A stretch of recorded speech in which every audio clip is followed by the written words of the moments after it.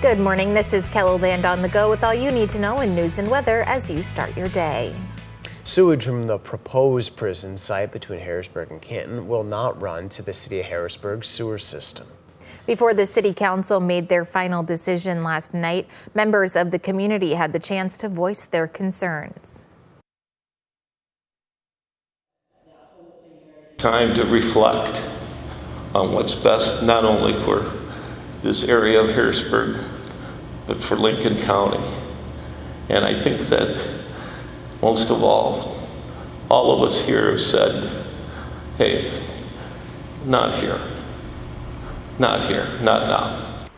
The city council voted unanimously against the sewage proposal. A man is behind bars in Watertown facing a list of serious charges. Court documents say Marcus Weber went to the victim's home intoxicated on Friday. He was able to get inside and allegedly hit her in the face, breaking her jaw. Authorities say Weber ran and was arrested a day later. He is charged with attempted first-degree murder, aggravated assault, domestic, and burglary. Weber is being held on a $100,000 cash-only bond. The owner of a Sioux Falls liquor store is hoping surveillance video will help catch 3 suspects who broke into his store on Sunday night. Kevin Johnson posted this video on social media hoping someone knows something.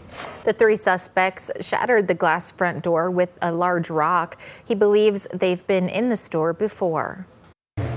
Footage of at least one of the 3 that was aware of where 2 of my cameras were in the store for sure.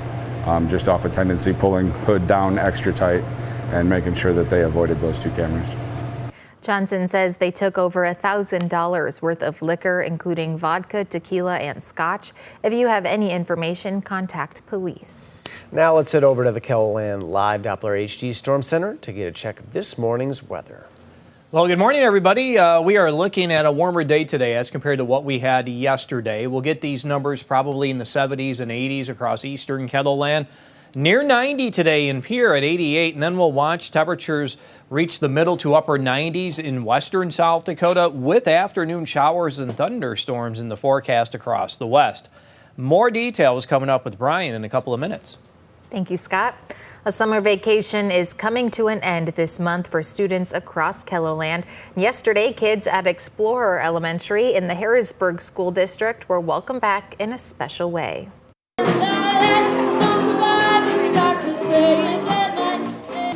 A band of teachers and a parent rocked on as students came into school.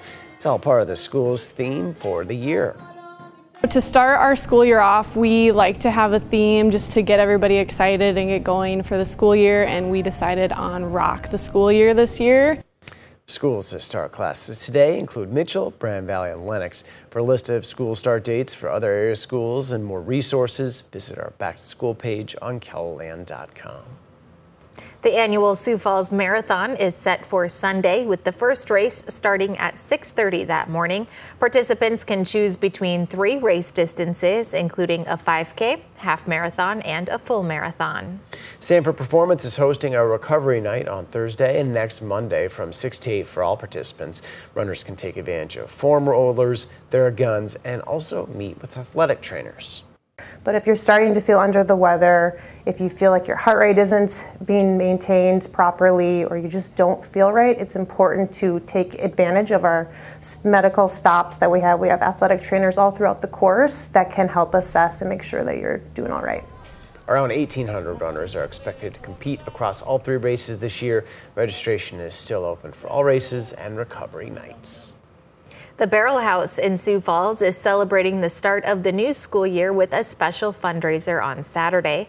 The event will begin with a backpack and supplies giveaway at 10 a.m. with 300 students receiving everything they need for school. There's also a free will meal to benefit Hungry Hearts, an organization helping make sure students in the Sioux Falls School District don't go without food. We have a ton of silent auction items, inflatables, all sorts of stuff to do for the kids and the family.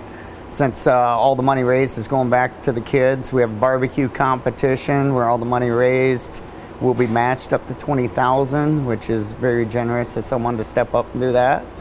The meal will be served from noon until 5 Saturday. We provide a link with a complete list of activities under this report here on our website.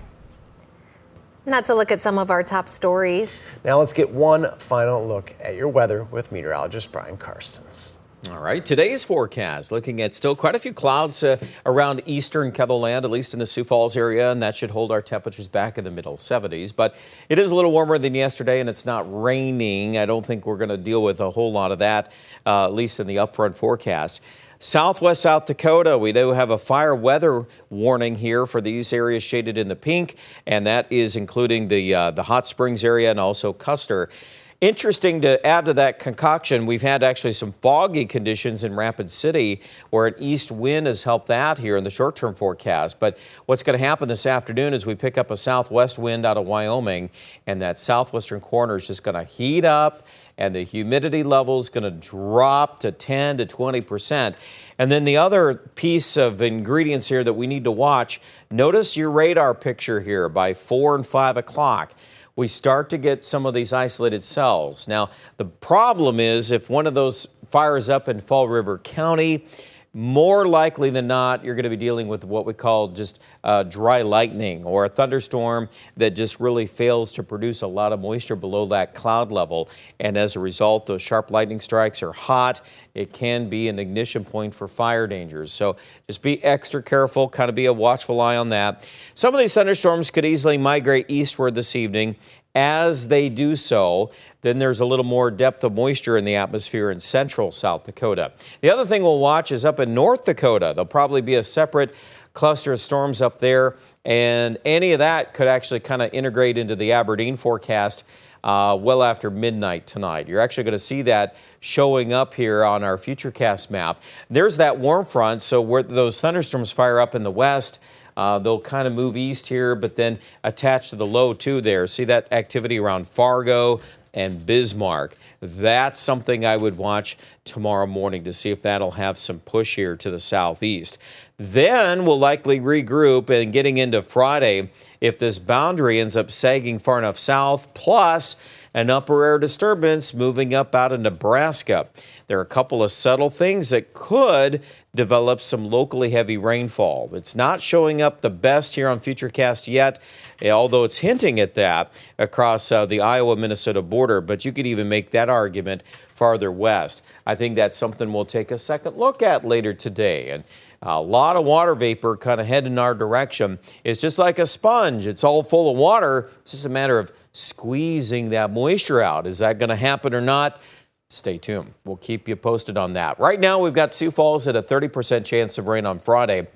Whatever happens there, the whole pattern is going to heat up and turn humid this weekend. We're going to be probably fighting that battle at least through Monday with highs in and around 90, give or take a couple degrees, and the humidity too. Just add to the heat index. Aberdeen too, it's going to be a hot weekend, close to 90, both Saturday and Sunday, and we're forecasting, well, central and western South Dakota too, highs in the 90s, very likely, so stay cool the best you can. Those thunderstorm chances probably best tomorrow in Pierre and then Rapid City too. We might see a couple more scattered thunderstorms on Friday, but hot weather is the rule for several days. More details online at KELOLAND.com.